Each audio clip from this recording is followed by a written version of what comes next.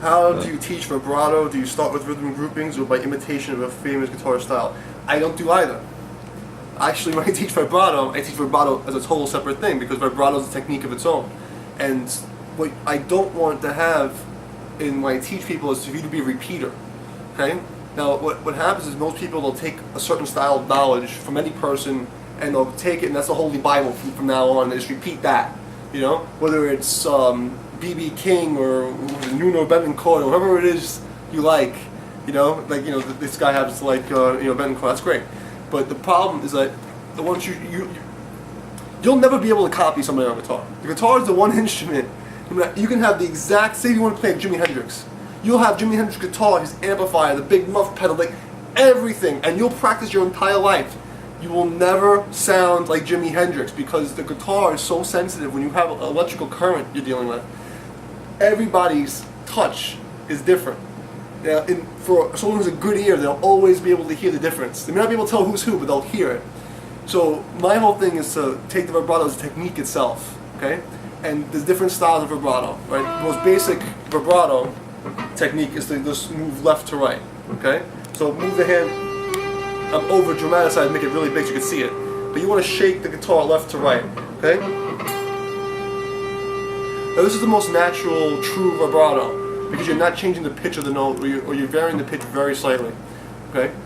Now, a lot of rock guitar players and blues guitar players, you know, in general, will bend the note up and down, which is personally my favorite vibrato style, right? But the tendency is to overbend it and you wind up changing the note.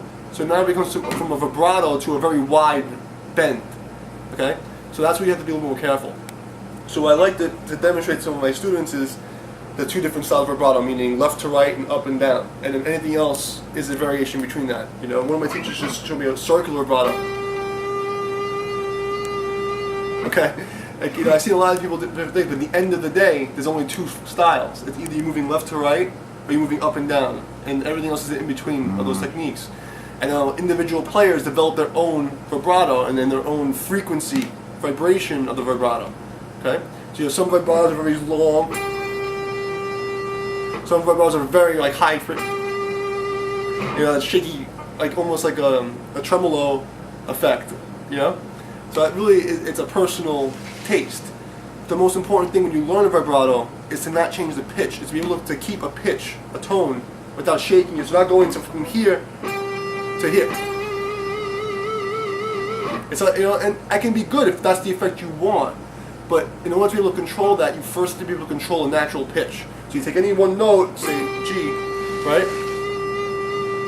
Right, try to find somewhere you can shake it without hurting the pitch, without like, you know, maiming it and changing the shape of it completely. You know, and find out if that works for you.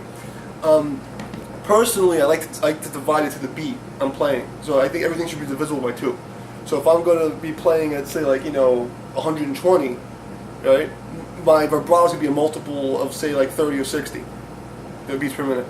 You know, somewhere in between that line, I'll be like trying to, you know, naturally, I notice that listening to myself play over time, I just tend to do that, where I'll be, you know, my vibrato will be in the BPM of the song. So that's my way of teaching the vibrato. So have fun playing with that.